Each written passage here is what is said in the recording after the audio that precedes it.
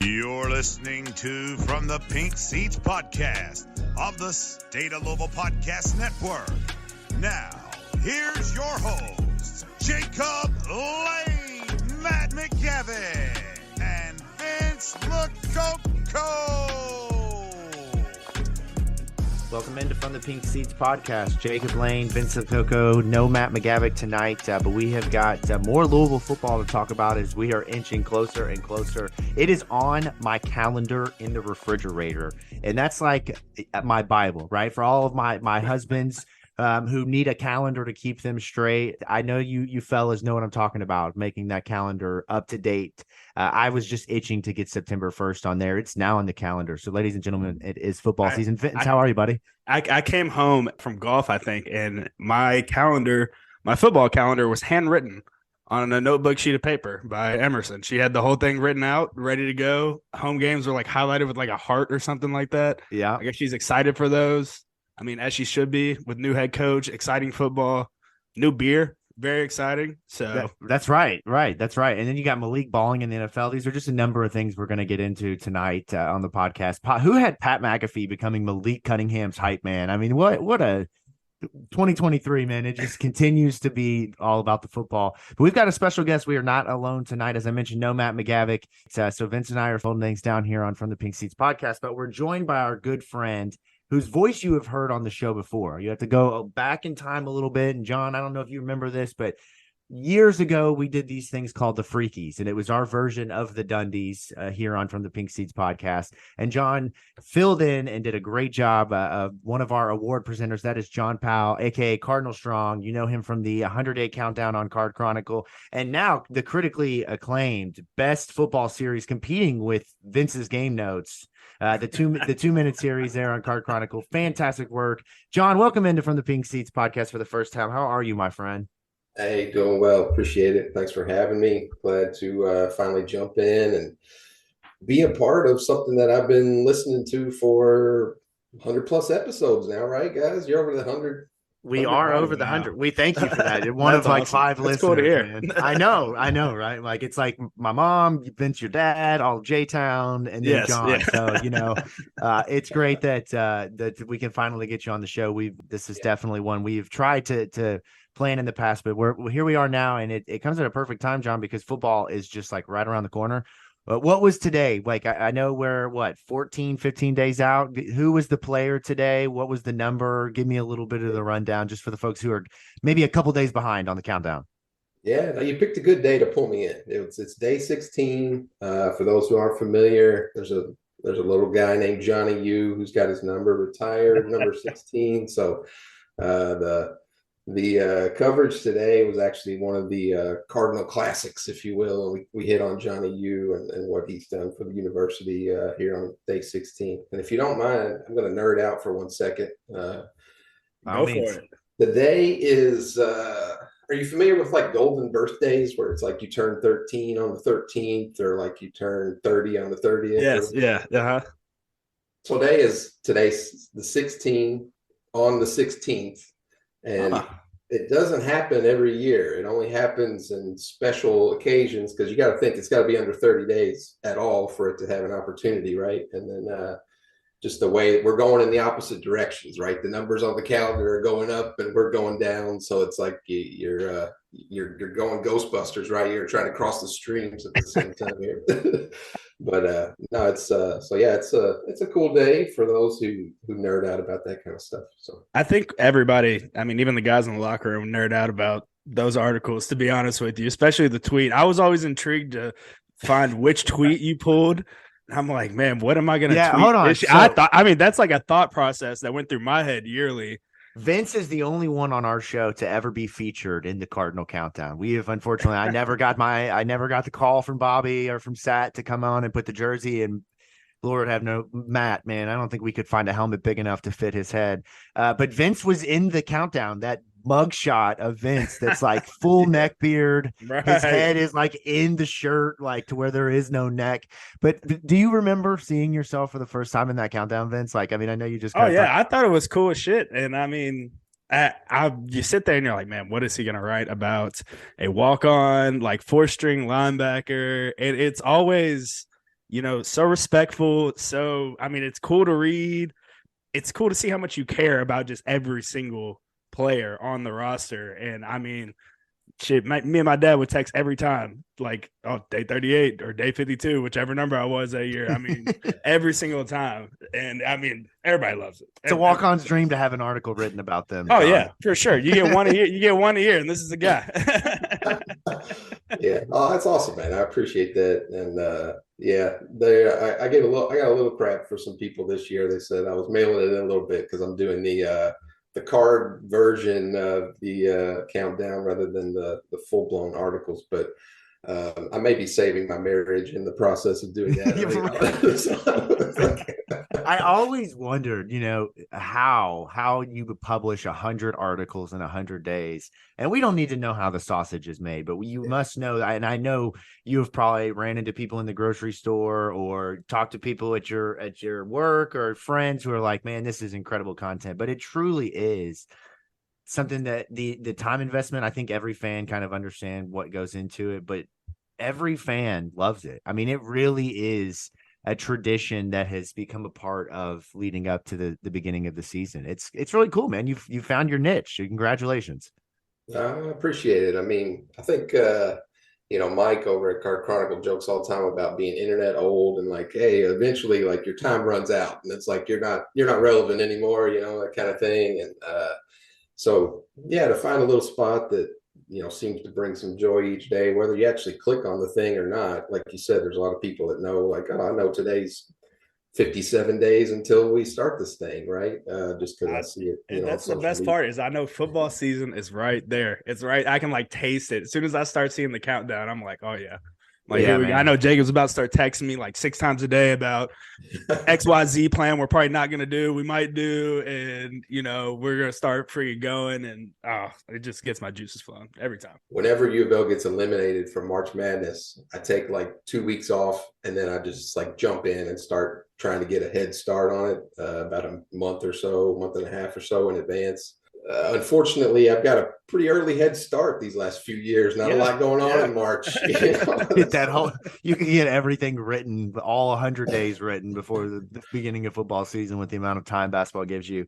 Last thing I'll say on this, and I joke with Mike, I've told him on numerous occasions that, he was the one that I kind of looked up to when I was in high school in terms of like sports content. And I remember very vividly being in high school and college reading the Cardinal Countdown, and I am a nerd, man. I have years and years of logs of stats, of NBA transactions. Like I'm a weirdo. Okay. I will admit it. But when I was in college, I used to follow your countdown and create the roster in real time in a Word document. Like for no reason. I probably never looked at it again, but it was just a way for me to learn the players, really kind of understand where we were and how many days out. And it became a habit for many of years until I got old and I was like, what the hell am I doing, man? Why? I still keep stats for a lot of things, but I always admired the countdown. And I'm probably one of thousands and thousands of people who have told you that. So anyways, enough of this, but let's talk about Malik Cunningham before we talk about Jeff Brohm and Louisville football. Again, the season approaching 16 days away as we record this on Wednesday, August the 16th. But Malik Cunningham, as we kind of talked about at the beginning of the show, and if you haven't subscribed to the show, be sure to do that from the Pink Seats podcast, anywhere that you get your podcast from, also on YouTube at the State of Louisville. Let's talk about, though, with Malik, really interesting dynamics last year with him. If you go back, you remember the Syracuse game of Stat and them really forcing him to stay in the pocket. He didn't look like himself for the rest of the year because of injuries and just different situations at the wide receiver and the lack of an explosive passing game. Malik really had to carry the load as a runner and really shine doing so. But, Vince, if you remember, we would come on here and even though Louisville was winning and Malik was making the plays in a lot of ways to win those games, we would, it was a bad ball that was thrown behind Marshad Ford that would have been, potentially a game-saving first down or a touchdown, whatever the case is, or, just these different opportunities where you have a six-year quarterback looking to be on NFL radars, never could make that step. And so throughout the offseason, John, I don't know if you felt this way, but it didn't seem like Malik was going to get drafted. There was going to be much of a shot. He signs that contract with New England, and you're like, okay, right, Bill Belichick has done this with Julian Edelman. He's done this with a number of players. He's made weapons out of these guys that completely overlooked. And here we are. Malik shines as a quarterback, as a wide receiver. He's a weapon for the Patriots. He's wearing number 84, then he's wearing 16.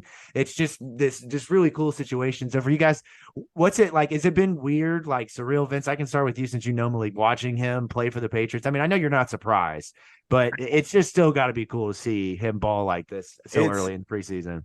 I mean, Jacob, I honestly am a little surprised. I thought he was going to be, smooth transitioned over to wide receiver.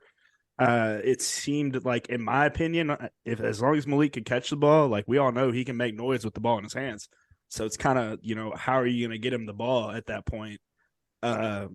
Seeing the improvement in his passing game was really cool, and just reading the articles that his dad's tweeted out and some Patriot ones. I mean, a little bit more consistency passing, which is great to see, and obviously they're in love with him running the ball and all the comparisons to Lamar Jackson. I mean, what they fail to leave out is how long he was there a lot of the times, which is okay in my opinion because it makes us look good. But it's great. I'm really happy for him, and he's got that guaranteed money. So it's good to see he's still striving and working to try and make the roster and make more money on top of that. Yeah, I mean, we can all probably agree that if he doesn't make the Patriots, we know what team is going to be ready to swoop him up off of the waiver wire. And I think all Louisville fans would just be over. That was my game plan the whole time. Just trade Tyler Huntley, the backup for the Ravens, and sign Malik as undrafted free agent. Because, I mean, Tyler Huntley had a lot of trade value, in my opinion, at the end of the season last year. Yeah, there's a goofy argument of should Tyler Huntley be the starter? I mean, it was like, remember when they used to say there was the Facebook groups that would be like, oh, you should put Lamar at running back and put Juwan Pass in at quarterback. It's like the same thing here all over again. People were not at practice. But it's so funny though to see that. And I don't get me wrong, I would love to see Malik play in Baltimore, but I think it's cool to see Bill Belichick. I mean, he's got Bill Belichick has like a year left to prove that he can do something before everyone's like, all right, man, it was Tom Brady all along. We knew it. Now we've really got to admit it. But Malik is now, getting Pat McAfee on board. They called him Cheeks. Did you all see that? Pat McAfee said that everyone in his comments was calling Malik Cunningham Cheeks. Oh, yeah. Which couldn't be further from the truth. Obviously, those are probably UK fans. But anyways, really cool to see. John, how much do you follow the NFL? Are you a big fantasy football guy? You sit on your couch all day on Sundays and watch the red zone? How do you consume the NFL, if at all? Yeah, I used to be a much bigger NFL guy, pre-kids, right? I have 3 kids now, and so it's kind of like, hey, asking my wife if it's okay to sit on the couch all day Saturday and Sunday during football season. It doesn't really go over that well very often. So if given the choice, I'm leaning college, every time. But I grew up a Bears fan. I've been a Bears fan my whole life, so I follow them pretty closely. I think I'm like every other, male between the ages of 16 and, 65. I'm in a couple fantasy leagues as well. Waste my money on that. Yeah, we're getting extremely close to fantasy football season where Matt is going to come on here and talk about his teams that no one's going to care about. Like we all know, it's like a yearly tradition here on our show. But we'll the Reds a little bit, or yeah, who knows, man? You got Matt writing an article mid podcast, watching a Reds game, watching the Celtics. You just never know what sports content Matt is consuming. Playing Call of Duty, I've seen it all over the 4 years of being Matt's co-host. But yeah, I mean, definitely going to get a little bit of all of that. And at the end of this, the question comes down to: will anybody draft Malik Cunningham in their fantasy leagues? I think there will be some Louisville fans who probably do. I won't. You won't catch me doing that, but maybe though, right? I wasted my last pick on Tutu last year. That might not be a bad pick this year, man. I mean, the Rams, why not? It's make or break year for Tutu, to be honest with you, right? I mean, year 3 hasn't really done much. Just kind of going around the horn here. I did not anticipate doing this, but you got Dez in Pittsburgh. Yasir had a sack the other day as well, which was awesome. Yeah, Yasir had the sack. Not really surprising by any means. No, it took about 2 plays for him to get a sack. And I think, when you talk about Louisville players commanding attention, he's the other one that has just been and Yahya Diaby even fuck, I mean, Catrell Clark, all of those guys that got drafted have made plays in the preseason so far. It's really cool to see. And we all know that Scott Satterfield has the creative team at Cincinnati just waiting to make graphics about all of those players, pretending that they play for Cincinnati in order to gain more recruiting ground. Anyways, that's another topic for that another graphic's already made, Jacob. That's right. They own the Right. recruits. They just haven't tweeted it out yet. Right. All right. Well, let's switch over and talk about the University of Louisville football. And that's what we brought John on here to do. And as you guys know, what we do here is dive into the X's and O's and really talk about the nerdy details of football. And that's one of the things, like, as I think about football season and like I'm brushing my teeth in the morning, I'm like, man, I can't wait to see what it looks like when Jeff Brohm goes empty. I can't wait to see what defensively, what they do on a third down and 17 when it's just send the house. Like I find myself right now being so desperate for the nuances of Jeff Brohm's system and not knowing that it makes me so excited to come on here and talk about it. And John, specifically starting with the offense, we got a lot to talk about defensively with MJ Griffin's injury, but you've been doing this series this offseason, which has been incredible.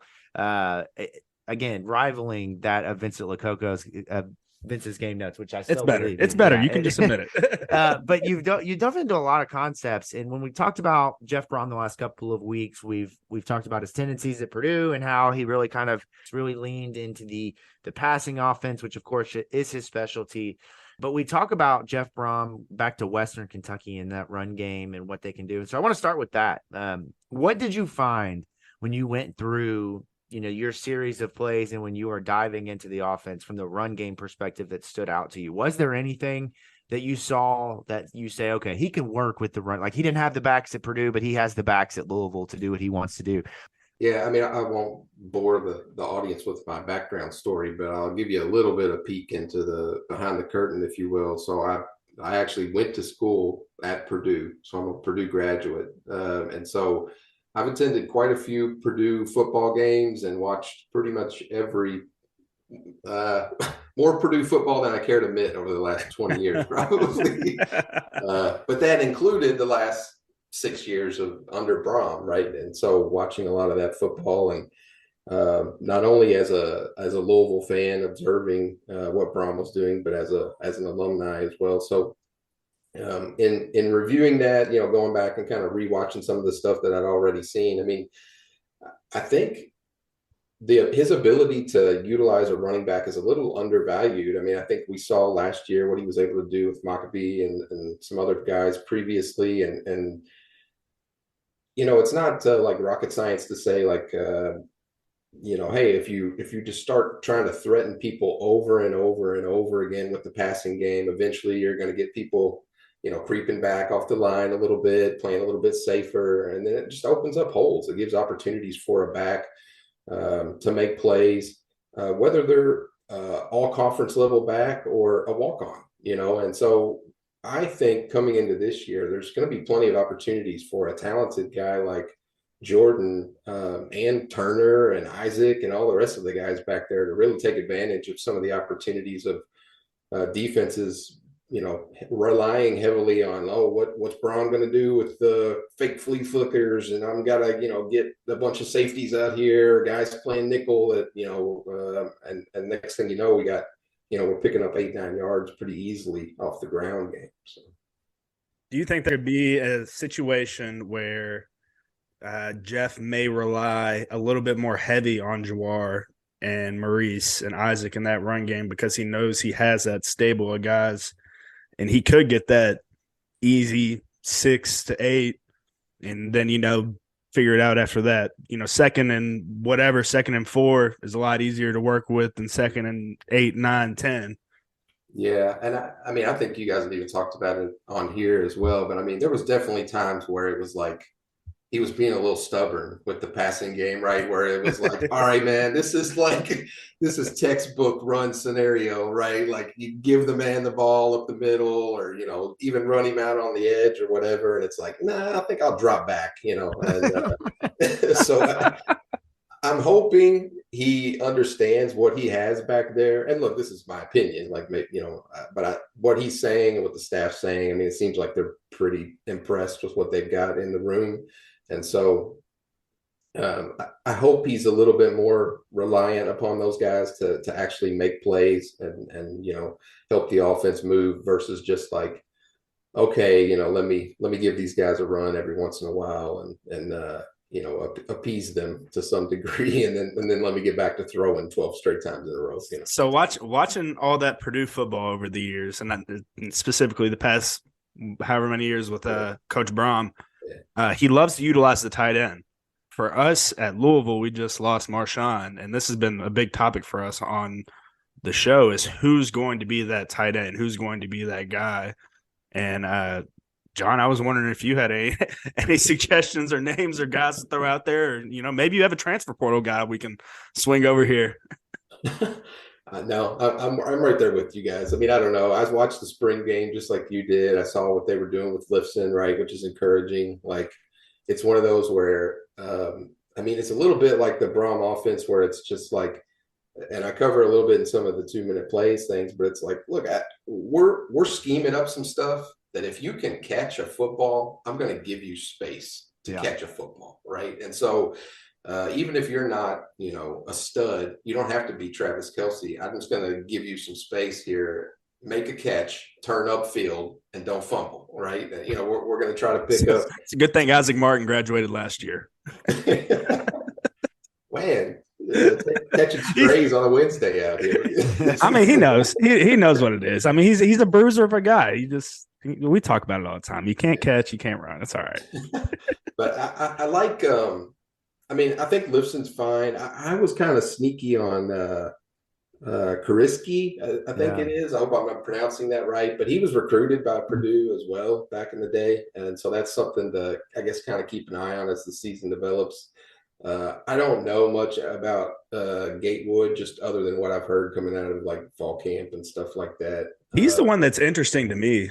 And Jacob, I don't know if you've seen much on Joey this year, like write-ups and things like that. I know Matt sent stuff, little snippets of like if he can just get the playbook down, something along the lines of that. I'm not really. Have you seen anything on him? Yeah, I think what you have is you have 4 guys who are going to do 4 completely different things, right? And when you look at a guy like Jamari Johnson, he's just a massive freak of nature, right? And so you're going to put him out there in different situations than what you would put Joey Gatewood in.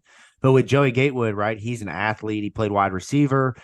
He's played quarterback in the past. So it offers you a variety of different things that you can do. Now, are you going to run on his side when you are in a short yardage situation and you need somebody to go behind? No, probably not. Like, that's not what he's going to do, right? That's probably going to be Josh Lifson. It's probably going to be a Dwayne Martin. But if you need somebody that you can get the ball out to, pick up a couple of yards, you just never know. But I'm with you, John. Like, the more and more throughout the offseason, the fall camp, like Nate Kariski is the guy that's sneaky for me, because pointed this out a few weeks ago. He's the lone player on the roster that I know of that had a Purdue offer outside. Well, outside of like the new commits that came in, the only holdover from Louisville that had a Purdue offer. And he is a guy that is built like what they have had at Purdue, right? If you look back at Bryson Hopkins, if you look at Payne Durham, if you look at those guys, like, they're 6'4", 6'5", 6'6". They're 250, 245. They can run. They can block. I don't necessarily think that he's like going to set the world on fire, but if he comes out and he starts day one, I think he's a weapon that they can put the ball in his hands. He showed that in high school. And Satterfield and them recruited him to come here and be their pass catching tight end. He wasn't coming here to be in that blocking role. But I do think, though, you do have to find someone who consistently can get open. And like you mentioned, John, and we'll talk a little bit about this in like the mesh concept and some of the trick plays where they use that tight end in a fake blocking scenario, or where they have them running and kind of dictating based off of what the defense does, where the quarterback might go. And so, well, let's dive into that, right? So with route running with tight ends, right? A lot of what Jeff Brohm does is use his tight end in open parts of the field where he can just dink and dunk. Like, that's really, really good offense. It's pretty consistent if you have a tight end who can get open.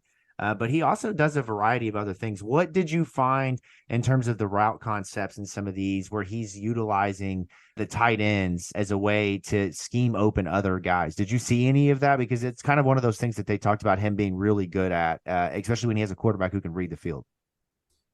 Yeah, I mean, I saw some of that for sure. I mean, the utilization of the tight end is, I mean, they've got, if you're looking at a standard offense, a lot of times their, route tree or whatever is a little bit more restricted than you would say a typical wideout. But in watching them play, I mean, it seems like they're wide open. Like they can go wherever they want on the field. He tries to utilize them in the short game. He's not afraid. There was quite a few times last year they hit Payne Durham up the seam for 30 yards downfield. They'll just let him run loose. And so he also, I think there's a couple of these I covered already. It's hard to remember having watched so many plays and trying to pick out which ones to kind of highlight. But I mean, he's not afraid to use them in trick plays and things like that either, right? I mean, not only as like part of the deception, but the main target at the end, Right. Right? So it's, I think, once again, I think he can make it work with whoever they identify as that guy. But that guy, is going to have a lot of responsibility on him. It's quite a transition from a traditional tight end role to what he's going to ask of them, in this offense. And like you said, I'm hoping, I think most fans are hoping that a year from now, it's like, we're not even having this discussion and Johnson's the dude and like, we're all happy. And he's, 6'5", 250 exactly. out there running over people. And he's got Big Johnson NIL deals and all this stuff going on. I mean, that's where I hope we're at, but I don't think we're there today. And so that's why it's an important topic to just try to figure out like who's going to be that guy consistently early in the year that they can go to get a big play when they need it out of that position. Let's talk about that mustache, man. I saw that thing on the U of L football kickoff luncheon, and Vince, man, I think you inspired him to keep that thing. I did. My friend, man, that is a mustache if I have ever seen one. That thing I told him it looked good. I mean, if you're gonna go with it, like quarterbacks are the ones that can like really make it look, like good. You get the whole Top Gun thing going with the video. I mean, it's lights out. It looked good. And I mean, if he comes out there against Georgia Tech and throws for like 350, 4 touchdowns, and Louisville wins by 27, and they're interviewing him after the game, that mustache is going to be dripping with like sweat to the point where it is glistening. And it is only a matter of time before he's got national NIL deals because of the mustache. So smart play on his part. But one of the things that's really interesting, John, that we've talked about for a while and continues to be until we see Jack Plummer out on the field, kind of a conversation point, and that's what is he as far as a quarterback, right? He at Purdue, he was in and out with quarterback competitions, and I've been kind of critical, and I want to make sure I highlight, like, the dude still put up numbers, right? Like, he still threw for a lot of touchdowns. It wasn't like he was throwing the ball down the field, and it's really more the receivers making plays. But Jack Plummer put up numbers in Purdue, but was never able to kind of get over the hump. Went to California, played well, but was in a system and a team that was just not good. And so now he comes to Louisville, and national media, the ACC media, kind of torn on what Louisville is because they don't know who he is. Matt thinks that he could have a Kenny Pickett type of year. Vince thinks he might be Joe Burrow. We've seen it all over the place, man. So they come out of my mouth, John. I think I heard that. I remember that. He's probably like, the blinking eye gif of just like, but what is swerving to the road when he heard that one? In your opinion, can Louisville win games because of Jack Plummer? Like, do you feel confident that Louisville is going to have, 2-3 games where Jack goes for 300 yards and he's throwing, the game-winning touchdown, or you can go back and point out 4 or 5 throws that really set the trend of Louisville going in the right direction? Like, do you feel like he can do that, or are you sensing more of just a game manager and really relying on the studs around him to carry the team overall? I mean, I think he can. I'm trying to be fair by the guy, but going back to my previous comment, I watched 2019, 2020 Purdue. They were bad football teams. I mean, and it's not all on him. I'm not putting that all on him, but there was some things. I mean, when they brought him in, you can go back. I think I tweeted about it a little bit. I was like, maybe he wins the starting job. That's kind of what my opinion was at the time when he came in as a transfer. But I think Brohm brought him in with, they can beat around the bush all they want, but I think he was coming in to be QB1. I mean, that was the intention the entire time. I think my only hesitation, just because I do kind of dig deeper into the stats, and I know stats only tell half the story, and you have to actually watch the games and kind of see what's going on and what was the goal of the whole team, kind of where they were at, what was happening. But my concern is, we talked a lot about like preseason projections, and I think even you guys have already covered some like, hey, how do we think the season's going to start and stuff like that. I mean, if we come out 4-1, 5-0, whatever, and we're heading into a Notre Dame game at home and stuff. He's been around a lot. He's played a lot of football. He's put up some great numbers. He's not been in those kind of situations. I mean, he's not been in a situation where like I'm leading a conference championship caliber football team here, right? I mean, he's coming off of a 2019 and 2020 season at Purdue, which was just not great. 2021, they were relatively respectable, and he started a few games there. And then Cal last year, they won 4 games. And so there was, I think I went back and looked over the course of those 4 years, I think there was only 9 games throughout his career to this point where he had entered the game and his team had a winning record at that point. And in those games, he was like 4-5 or something, right? Wow. And so that doesn't factor in like competition and, who they were playing and all that. So once again, try to be fair by the guy. But I'm curious how he's going to respond if some of these expectations start to come to fruition of like, hey, they're playing really good football. They're beating up on some teams they should beat up on. And now we're getting into that middle part of the season where, we're kind of at equal level of talent with some of these teams. And you really need a guy that's not like you've termed it, a game manager, but somebody to actually go out there and lead this team to victory. Especially over a team like Duke, who I know Vince loves. Oh my God! Don't even get me started, John. Don't even get me started. Hey man, Eric McLean put out another top 5 ranking defensive lineman. Care. Me and Emac Duke's number 2, man. Emac might have the first virtual fist fight. This is good. This is great, right? For our audience who have been listeners, Eric McLean from the ACC Network has been on the show twice now. He'll make his 3rd appearance next week, and he will be coming to us live from Duke on campus. Duke Day on the ACC Network. Oh, yeah. I'm going to tell him to put me on speaker and out the window just so I can yell at all of them. You couldn't have wrote the script any better. Like, it's just perfect. It is amazing, and we can't wait for the content that will come from that. But no, it's just really funny to see. And in those games where he goes in 4-5 record, where they're a winning team, I haven't watched any Purdue football outside of 3 games from last year where I've all right, I need to see the basics and then a little bit of highlights. But I'm just curious, when you take in the factor of the weapons around him at Louisville, he's in his 5th season of college football. He's on his 3rd school. He is the guy. There's really not, talk about what Malik didn't really deal with a backup. Quarterback competition thing. I mean, we're kind of back in that same spot, right? I mean, there is no true guy that you can go to that you're equally as confident about. I mean, Brock Doman, don't get me wrong, really good quarterback.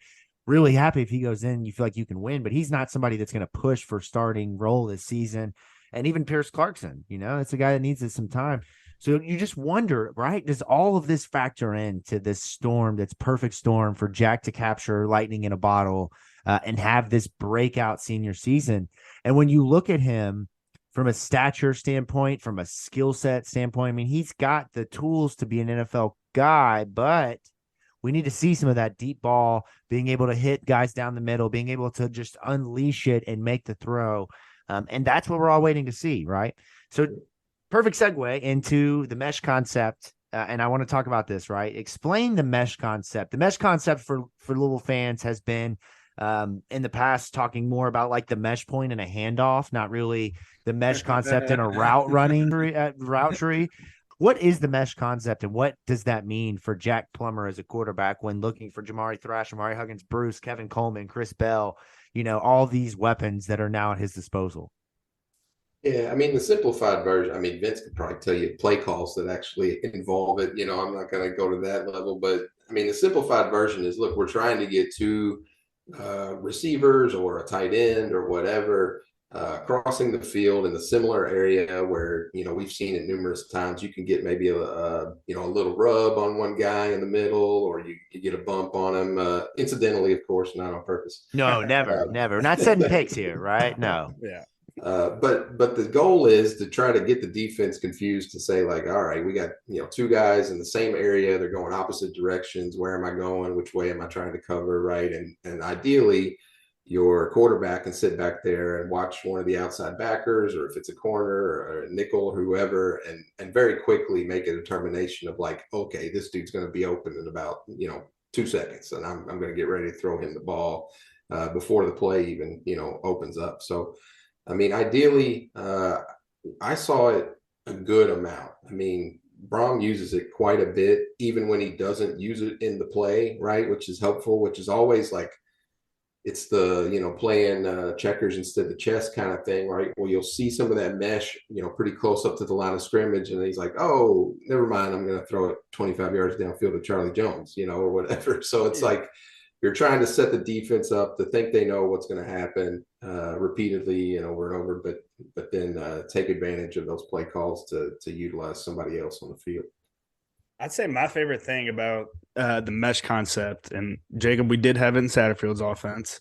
We just didn't run it a lot at all. But the thing that I love with the mesh is the decision on the wide receiver and the capability that the receiver has to either continue on with that route or to be able to stop that route. And that's where the communication in the summer and the workouts come with the quarterback. And, say that corner, the wide receiver's coming across the field, the corner sinks back, the wide receiver knows, and he's looking at him. He's looking at that corner running. He's already hit his landmark and he's already picked his linebacker. Now he's got to make a decision if I'm going to sit or if I'm going to keep this route running. And, that's where, if they're sitting, usually they'll just go ahead and sit. And if they're, going to keep it running, Brewer always told us, if you're looking, you're booking. So if you're looking at the quarterback, that means throw me the damn ball. Like, throw me the ball now. And if the quarterback does not throw the ball now, you're getting fucked up. Like, somebody is getting their teeth knocked. That's when you see, like, the Ray Lewis dude get his teeth knocked in, feet go up in the air. It's ugly. Mesh concept's pretty. And Jacob and John, like you were saying, the deep route behind it, a lot of times you're going to have something, to take the top off of any route. You obviously want a home run ball every time. So, just the capability of being able to take the top off and that, it's huge. So I love the mesh concept. And we got the weapons. I mean, you got 4 receivers with speed, 3 guys really that pop that you could throw in there. And then it's really what you do after the catch. Like when you sit when you sit that route down, like you don't want to turn that into like a 6-yard gain. You want to like tight turn upfield, and you can get 10 to 12 off that play easy. But, some guys take a wide turn. Some guys, go lateral opposed to going north and south. That's where coaching and, players making plays on their own and stuff comes into effect. The other route, right? I mean, if you catch the guy in stride and he can catch it without having to slow down or whatever, and just, like you said, make that turn upfield. I mean, it's hard for a defender to get an angle and try to come in and make a play.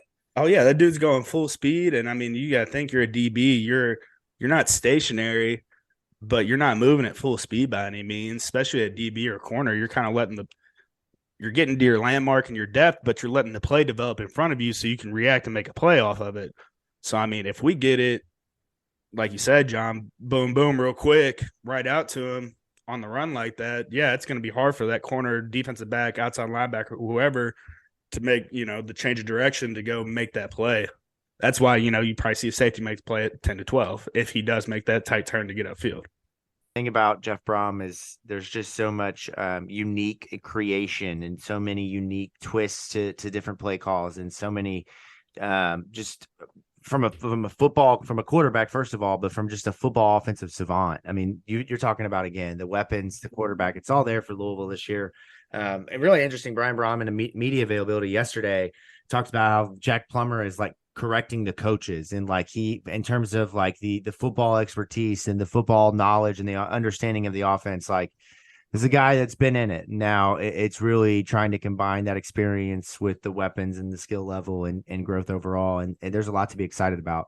Last thing on the offense, let's talk trick plays, because I was really fascinated. I'm a trick play guy, right? If you throw the ball as many times as you can behind the line of scrimmage, I'm here for it. Like if we can get trick plays and backflips, if we can get a quarterback throw, like a flea flicker back to the quarterback, throw it to the tight end who throws it to the wide receiver who laterals it back to the quarterback, and the quarterback throws it, I'm here for it, right? If we want to give the ball an offensive lineman, and then he turns around and throws it to a wide receiver, or maybe the offensive lineman throws the ball. Draw it up and tweet it out. Brian said in our alumni meeting, whatever reunion football get together they had up there, that if there were any good trick plays, they would take them into account. Now, whether or not they would run them, I think that was usually what he said they used Mondays for, was for like, some BS trick plays and stuff like that. See if stuff works. So just, tweet it out. We'll see if we can get in there. Yeah. I mean, remember, Greg was a marketing guy by day, play caller by night. That's my football dream. They have one-word plays. They could Jack could be out there, pink seats, pink seats, pink seats. Yeah, easy check. Everybody line up, run the play, pretty. Can we pay Jack NIL money to have his check down during a game be pink seats? Like, I think that's like, you remember how Peyton, you could hear Omaha, like you just have to talk to Brian. Probably have to talk to Brian on that. Yeah. One. All right. Well, we'll make that work. Jack can have his own play call, pink seats, where he just audibles. But take us through some of these trick plays. I know there was one in particular that you wanted to really kind of dive into, but there's the fake flea flicker. You got the screen pass. You have the multilateral options, the jet sweeps. I mean, take me through kind of what they can do from a trick play standpoint. Yeah, I mean, like Vince was saying, it's a little unlimited, right? I mean, it's kind of just the depths of the Jeff Brohm's mind, which sounds like it goes pretty deep, but the one I highlighted, I think last week, if I remember, was like the fake flea flicker. Yeah. I mean, I watched that play and it's like, all right, I watched this play like 20 times. I'm still like waiting for him to just get blown up in the backfield, right? I mean, it's like, I don't know how this works. And it's just a matter of like, okay, that play, if you watch the whole game, they probably ran very similar formations, a few different times. And the defense kind of was like, all right, we know what's coming now, and then you're like, oh, we forgot, it's Jeff Brohm. He's probably going to try some tricky crap here. And so they're just like, run right past the guy who's carrying the ball. My favorite screenshot of that whole video was the running back. I think he was at the first down marker, and there was like two Michigan defenders who were like had their backs turned, running away from him in the opposite direction. He's like reading the names on the back of their jersey, as he's running for another 15 down the field. So that's the kind of stuff that you can get, right? And then the inverse is like when it doesn't work, everybody's like, "What the hell are you doing?" That was dumb. So. It's hard to please fans sometimes. They like the trickeration, but if it doesn't work, then it's like, well, you just lost us 5 yards and blew it down. So I guarantee you that whole week prior or prep, that coach was like, look, whenever he hands it off and you see the running back take 3 steps forward, he's turning around and he's pitching that thing to the quarterback. Just don't even mind the running back. Just go full steam ahead to the quarterback. Right.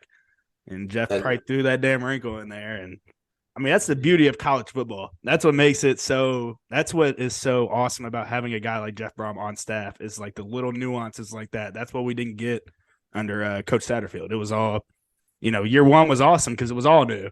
Everything was new. And then 2020, 2021, 2022, everything obviously started to sour out. Yeah. And I mean, it's cliche, right? But it's 11 men all doing their job, because you watch the O-line. I mean, they run that play like it's passing play, right? They're like pass pro.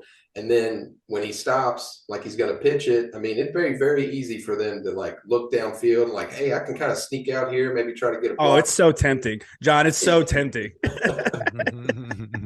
And they did their job. They stayed where they were supposed to, which helped sell it. And, the running back gets all the credit, and, fullback never gets any credit. So Thank you. See, this guy Man, gets me. yeah, Vince is going to text me after the show like, man, we got to have John back on. He gets it. This is great. Right. Speaking his language. And I'm curious, right? You lose Braden Smith, who was the de facto second tosser. I joked last year that like he had 3 of the best passes of the season as a quarterback. And that was their go-to thing with whether it was Tutu year 1 and last year it was Braden just launching the rocket. I wonder who the receiver is this year who's going to catch that pass, take the step back and launch the ball. Like there's no more Joey Gatewood, but if you put him out there, teams are about to be like, come on, man. Like we know what you're doing. You're going straight to him. He's going to throw the ball. So I'm curious. We're going to find this year, like a prediction that is 100% going to come true. There's going to be a wide receiver who you're like, oh, damn, he can throw the football. Like that's cool. Jacob, I just realized that there might be a scenario where now I don't want this to happen by any means. We run a trick play against Kentucky. Joey Gatewood's the guy throwing the ball now, and he does throw an interception to Kentucky. Oh, how man. unfortunate! How unfortunate would that be? Us? Yeah. Like, that's like one of those things you pray doesn't happen so that you don't have to throw hands. With your UK friends, it'd be like, damn it, man! Like, come on. Of course, even if you win. But what's the inverse is Joey Gatewood throws a touchdown against Kentucky and we're like, hey, what were you all doing? Yeah, what were y'all doing? Freaking idiots. But in the Brohm mind, he throws Gatewood out there, right? And everybody's like, all right, we know what's happening here. We get a fake toss to Gatewood, turn around, hand off to Jaws, and he's up the sideline, Yeah. See, you're much smarter than us, John. Yeah, right. We're like golden retrievers. We're like ball, and we see it, and we just run straight to it. I am actually like a golden retriever. That's why I played fullback and linebacker. Yeah, man, that's right. All right, well, let's take a quick break here. We'll step away. On the other side, we're going to talk some defense. Obviously, some big news this week. The first and really only big injury news that came out of fall camp. We'll talk about what the impact is on that. I really still feel confident that Louisville has the pieces. We'll talk about who those players are, what that looks like for Louisville's defense, and we'll get into some other general shenanigans. Who knows what will happen here on From the Pink Seats podcast. So stick around. We will be right back.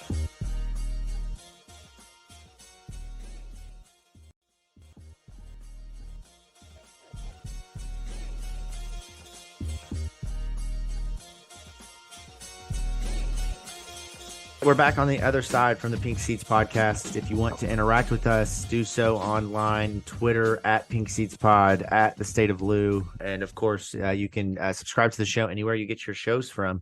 We keep it moving right along here. We've got our good friend, John Powell. I didn't know his last name until about an hour ago. That's the beauty of Twitter. It's an avatar. I thought he was going to show up and have like a cardinal beak and be a bird. Like you just never know.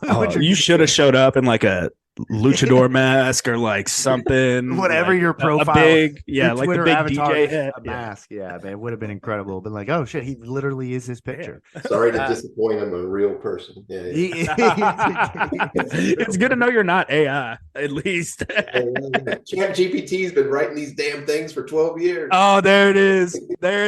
Jacob, you might want to bleep that one out. I'm gonna make that the title so people think that he has been utilized. You are AI, man, if that's the case. Let's talk defense. Unfortunately, some really bad news for Louisville football. One of the guys that obviously you never want to lose anybody to injury, but MJ Griffin goes down with, I believe they called it a leg injury, an extremity. They never describe what it is. It's always an extremity or a lower leg, but out probably for the season is what Jeff Brohm said this past week in his media availability. And you're talking about a guy who had the potential to be the true focal point of the back end of that defense and potentially NFL draft pick, potentially, all ACC type of player. Really fits the mold of what Louisville has had historically, is a hard-hitting, downfield, smart, playmaking safety. And now Louisville thankfully has depth at that spot, right? If this was a few years ago and you're talking about playing walk-ons and, guys that have no business playing safety, and that can make or break your team, right? Like I know every position is super important, John. You said 11 men doing their job, but if you don't have two guys that can cover the back end of your defense, right? And it's like having me playing center on your basketball team. I'm not blocking anybody's shot. I'm not intimidating anybody inside the lane, right? I do have like a little bit of a thicker body, so I can compete with the big fellas, but it's very minimal because they're like, dude, stop. I can just push you over if I want. And that's what it is if you have safeties who can't play, who can't cover, who can't make plays, who can't read, who can't tackle. Thankfully, that's not the case. So let's start with this. Can Louisville still be the defense we thought they could be without MJ Griffin? I know that's kind of an open-ended question, but can Louisville still be a top 25, top 35 defense without one of the kind of focal points of their team? Yeah. I mean, I think going into the year, if you said, like, look what the defense did last year, especially at the second level, right? And you could say, hey, look, I think we still got pieces. Obviously, we lost some people, some important parts of it, but, we're bringing back Brownlee. We're bringing back Riley. We got Trey Franklin, who's an option. We got Griffin coming back. There was pieces there. And then we still went out and got like 5 transfers in the secondary. And it was like, oh, wow, like, is this where we really need to focus? Should we be getting other areas? Should we be, focusing more on offense and getting people? And I think that's where Brohm came in and said, it's like, kind of like we talked about earlier, like, you give me some competent people, I can make the offense work, right? I can make guys make plays. They don't have to be all conference level. So instead, let me go get the all conference guys on defense, right? And Storm Duck and some of these other guys that they pulled in. Especially with like Groves Killebrew, who's got some great potential, Cameron Kelly. But I think, it's been talked about a little bit this week by a few different people. I think the most likely candidate to kind of step in is probably Devin Neal in that role. And so we're just guessing at this point, right? But I think there's enough people there, including, Neal, who was another transfer that they brought in to try to subside some of that. It hurts. I mean, there's no getting around it. It hurts the secondary for sure. Losing a player like that who I think was primed to have a great season. But I think they still have enough parts back there where it's like, we can put together 2-3 people and kind of hopefully come up with the same number as what Griffin was going to provide on his own. I mean, look, you're talking about Louisville now goes from MJ Griffin, who, don't get me wrong, was not a proven player in the fact that he took over last year early in the season, midway through the season, and became the guy. But you're talking about now turning to a player who was a all ACC safety in Cameron Kelly, or Devin Neal, who played at Baylor and did so at a high level, was, figured to be in that starting conversation more so this year. And a guy who's playing with a chip on his shoulder. He's coming home. He's from Lexington, only obviously an hour outside of Louisville. I would suspect that his family will be at every single game this year. And he's a guy that's not been talked about. So, then you have Josh Minkins, right? I mean, that's the one thing that we tweeted from the account this past week is, you lose MJ Griffin, but now that puts more of the onus on Josh Minkins, who I think is ready, assuming he's healthy and can play at the level he wants to. I think the mental part is there. The understanding of what's at stake and what he needs to do is there. And I still feel that with Cameron Kelly, Devin Neal, and Josh Minkins, and of course you still have guys like Gilbert Frierson, who played safety at Miami, is going to play more of that star, whatever, linebacker, rover role, whatever that they've titled it. I'm just going to call it the Card for forever. There's pieces there. There's guys that are versatile, and you feel confident that they can still play the way that they want. But it is a reason to be concerned because we've seen a safety go down in the past, and it really, backfire on Louisville and ultimately kind of hurt them defensively. Like you guys have highlighted, I mean, we have the depth there.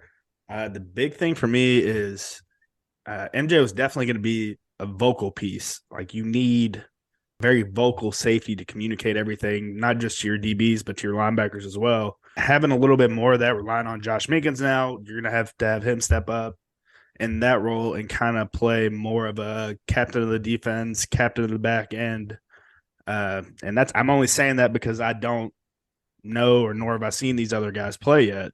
So that's just kind of what I'm assuming. And it's very unfortunate. And of all the positions, you had to pick one for somebody to go down on.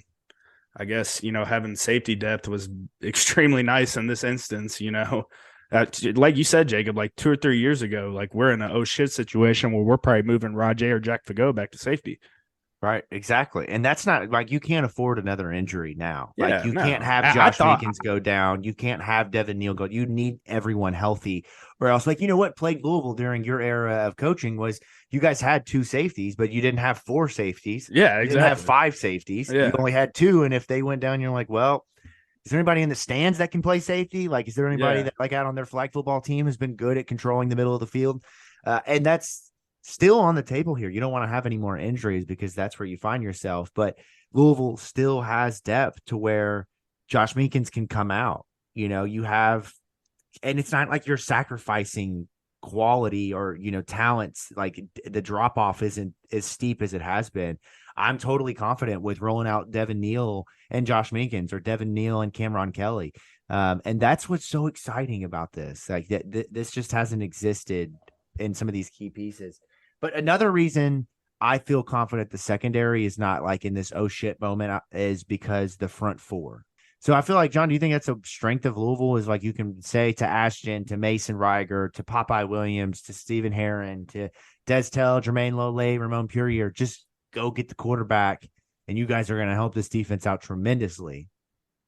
Yeah, I think so. And I mean, the one final note on the safety, I think I saw was it this week, Holloman was back in the building. So maybe give some pointers out there, like polishing off this Thorpe, you know, it's like, nice. Hey guys, I learned a thing or two, but yeah, I mean, I think that's football 101 a little bit, right? Like the more pressure you can get up front, the easier it becomes for everybody back behind, right? And so that's what they lived by last year. They were incredible once Brown kind of let them off the chain, right, and said like, hey, go get them, and that's where Yaya and Yasir and those guys just ate every single game. And so, I mean, as a fan, that's what we like to see, right? It's like, let them go. Like, let's go after the quarterback. Let's try to, you know, get crazy. And with the new scheme and, you know, the Hagen English offense or defense, every time I say that, it's like they're running a political campaign at or something. the Hagen English defense, you know, you've got some additional support back there in, you know, smaller but faster guys who can maybe, you know, cover some of those sends up on the front if you don't get home and get the quarterback down. So that's the goal ultimately, and I think they've got some dudes that can do that. Obviously, like you highlighted, Ashton's that guy. I think he's primed to have another great year. But I think, like always, right, it's going to be opportunities for other guys to step up when the offensive line's like, yeah, we're going to have to put 2 guys on this freak over here, you know, and so then somebody else can slide in and start making plays.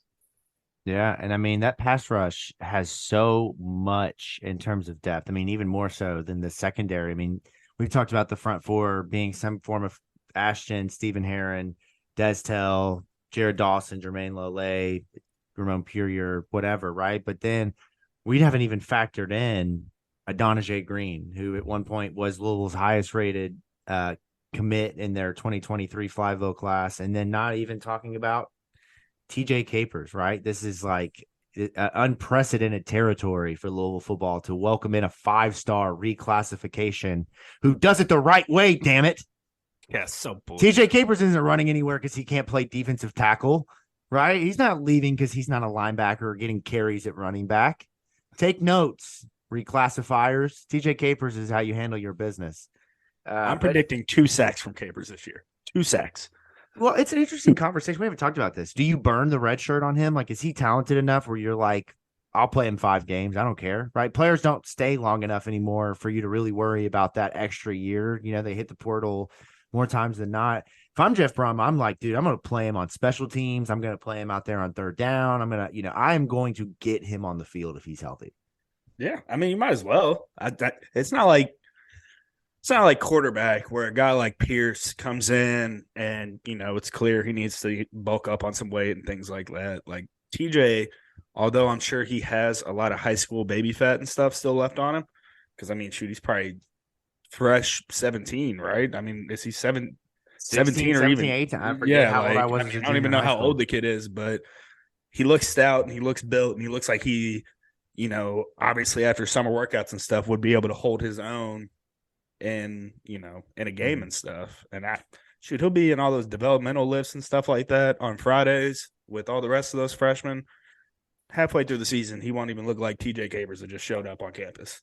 Yeah. And I mean, I think Jeff Brohm highlighted that he might be injured or was dealing with some kind of lingering injury from high school season that, which is interesting. He's coming to college injured as a high school junior. But they're trying to work him back and they're not going to put him out there until they absolutely feel like he can play. But I mean, it speaks to the recruiting. Rehab. I mean, it kind of makes sense. If it was an injury where it's like, do I really risk going and playing my senior year as much as I love my friends, as much as I love, high school football? We've all been there. Like it's awesome and stuff. Like, do I really risk that, or do I go ahead and enroll early, skip my senior year, and rehab things, kind of, quote unquote, like a professional? Yeah. Been to Columbus High School in Miami, but I'm assuming U of L's facilities are probably much better. Yeah, right. Exactly. I mean, you never know. I guess it's not Texas football where they're playing in like 25,000 seat stadiums in front of sold out crowds, but right. I mean, the access to all of that stuff is a game changer. And I don't know. I feels like Peanut Whitehead all over again. And the fact that we have a 5-star defensive end, like it's crazy, man. What world are we living in where Louisville's getting 5-star? That's right, baby.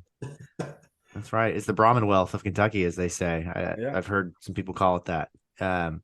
What else? Anything else defensively that we could touch on? I mean, obviously we've talked about the linebackers, and we know that there's a challenge there, that they've got to prove that, that they didn't need to go out and add a big name or anything like that. And then of course, tackling has been persistent as a killer for Louisville. But I mean, I guess we feel confident, right? You're not going to lose games because of this defense. Like, it's not like 2020, 2019, where you're just praying, my God, can they score 60, because we don't know if the defense can hold. I mean, there's going to be games where Louisville does score 40, 50 points, but there's going to be games where they might score 17 and this defense can help win football games. That's what I was going to ask you, John, is like, watching Purdue football over the years, a lot more than Jacob and myself, what's been kind of the deal with the defense with Jeff Brohm? I mean, even going back to his Western Kentucky days, whenever Coach Holt was there and the defensive coordinator, and he transitioned to Purdue with him. I mean, Coach Holt was always a fiery guy. It just never seems like it's a complete, like, the offense is always on point, and the defense has always seemed to be lagging behind. It never seems like a complete full football team. You know what I mean? Mm-hmm. Yeah, I mean, there's been bright spots for sure over the years that it was like, oh, okay, the defense kept them in this football game, especially when you get in some of those Big Ten, like, just nasty Big Ten games, right? Oh, slobber knocker. Yeah, got a little good. Like, Jeff Brohm probably hates that football. Oh, I know. And it's and you can tell it's just driving him nuts, right? I mean, you're in a slugfest with Iowa and it's 10-3 in the third quarter or whatever, right? So I think there's things for sure that we saw from that coaching staff that was like, oh, okay, they've got some concepts here that are working, like they're stopping some, as much as it kind of gets a bad rep at times. I mean, the Big Ten's got some nice offenses, they've got some stuff working for sure. And so the ability to, I won't say go to the extent of saying like shut them down, but to at least limit them and give the offense an opportunity to, hey, we don't have to score, put up a 50 burger every game to try to win this one or whatever, right? It's like we can, put up 25, 30 and still, have a legitimate shot to pull this out. So I think they can do it, and I think they can build on it in, pointing back to your previous point about Capers and some of these other guys. Like, I think they're already getting more talent on that side of the football than they had the last 5 years, at Purdue. You can point out a handful of guys that have, stepped up and then eventually, went pro and have had successful careers. But you look at overall as a team and, who they're kind of been putting out and what they've been producing, just from a pure standpoint of whether you're looking at it from a ranking standpoint or recruiting or just, hey, this dude's just an athlete, right? He can come in here and play. I think they're already starting to show signs of like, hey, we can recruit a little bit better here for what we're trying to do in this scheme. That's the hope. I mean, the thing is if you can defensively, if you can build, I mean, they've got talent stocked up for a couple of years. I mean, they really have. I mean, the thing that was really good about where they came in time wise was the defense was not where it was back if they had taken over in 2018, 2019. But there's depth there for years to come, star power to grow into, and then recruiting. I mean, they've brought in a ton of transfers. They brought in a ton of young guys. Still looking to kind of hit the ground running defensively in the recruiting this next season, but still, it's just a lot to be really encouraged about. And it feels like we've kind of finally gotten past that hump of that bad defensive stretch from, 17 through 21, where you just every game, it's like, my God. So glad I was a part of the entirety of that.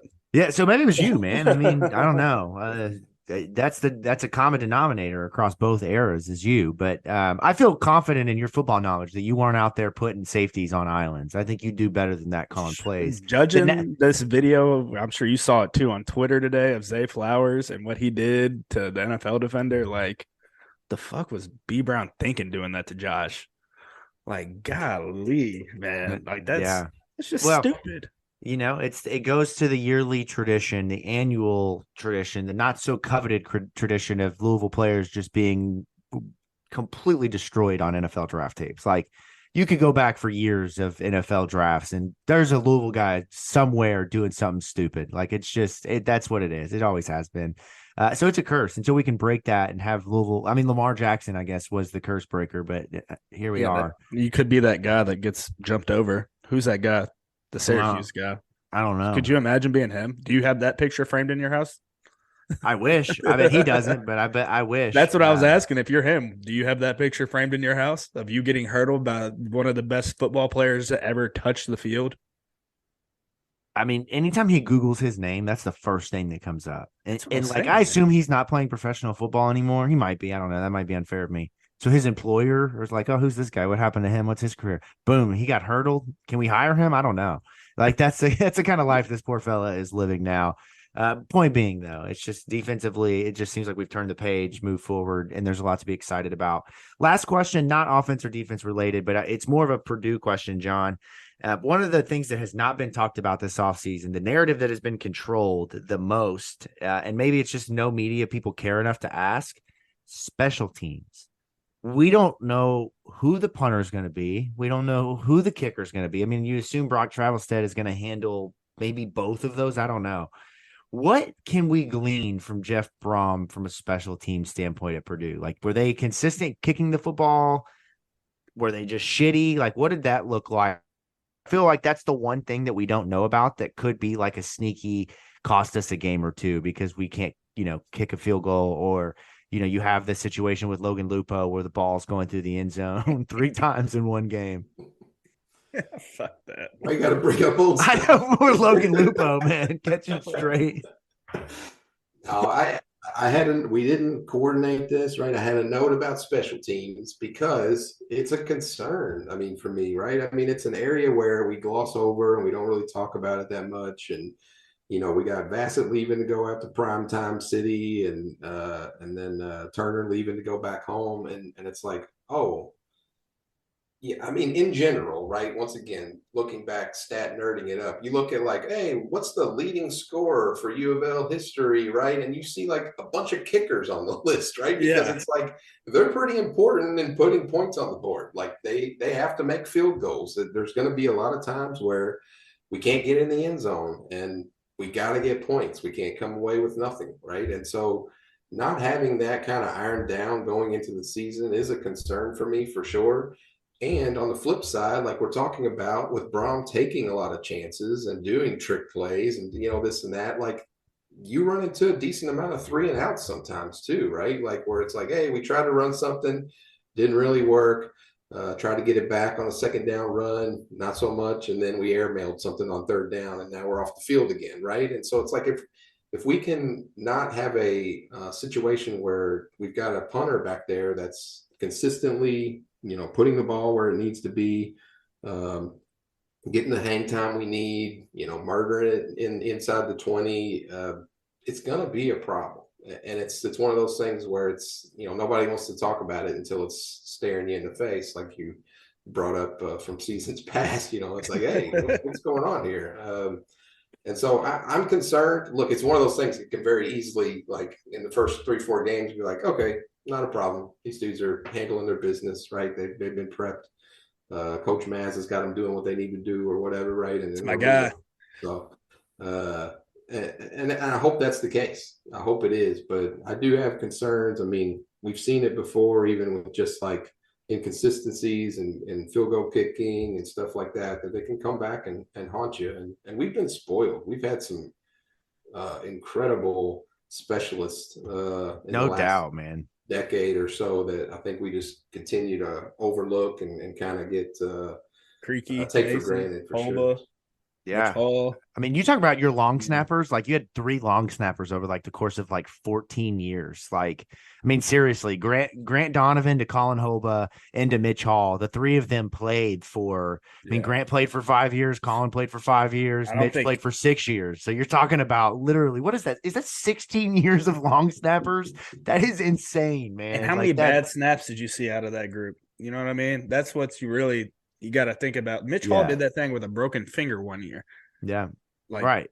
And does anybody know who Shai Korchov is? Like, that's the long snapper, right? I mean, that's the thing. I mean, he didn't do anything to really screw up last year, but you're talking about he's going to be snapping to Brady Hodges or Cole Hussing or these names that you're just like Nick Gonzalez. You're like, who? They play for Louisville? I've never heard that name before. And I think we're going to have a point in this season. I hope it's not detrimental, but there's going to be a point where Louisville fans are like, man, it would be great to have James Turner and Mark Vassett back. I that's so underestimated in the transfer deflections this offseason. You lost your 2 special team stars, and you don't think that's going to impact things until, like you said, John, it's staring you in the face, and Nick Gonzalez misses an extra point that's cost you, I'm sorry, Nick. I didn't mean to do like that, but you're the first person that came to mind when I was naming the names. But anyways, point being, special teams is something we don't know about, but at the same time, right? Kataris Hicks could come out and just be an absolute baller of a kick returner, or, Jaws could get back. I don't think Jaws is going to be your primary returner anymore, but William Foles or somebody that we're not expecting just becomes a star overnight on the special teams game because they have speed, they have weapons. So I will say, last thing on the special teams, Jacobs, is I think that some of that Brohm creativity will bleed over into that special teams game, especially with, Brohm being more welcoming towards things like that, and Maslowski having, the creative capability to draw something up like that.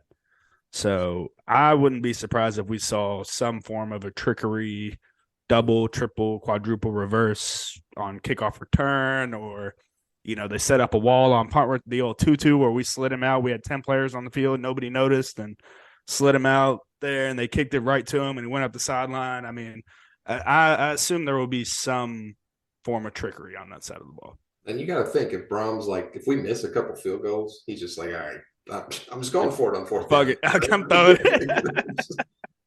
And that's interesting. I mean, the Steelers are one of the NFL teams that's like really adopted going for 2 the majority of the time. Like, what if Jeff Brohm's strategy is just like 8 points is more than 7, and we just every time they're going for 2? Like, that would be fun. Be drinking double the beers this year. Yeah, right. You're gonna have double the heart attack, but you're gonna have twice the fun. Like, double the heart attacks, twice the fun. That's how the season would go if you're doing that often. But this has been fantastic. John, thank you so much for spending your evening with us. Just like I know how it goes, the 8 o'clock shuffle of trying to shove multiple kids into bed and tell them that it doesn't matter what you want to do. You want to come out here and run around and play lava. The floor is lava on the TV. No, you need to go to bed because I got to talk football. So thank you. It is great to get to spend some time with you, my friend. And we hope to have you back this year to talk some more football.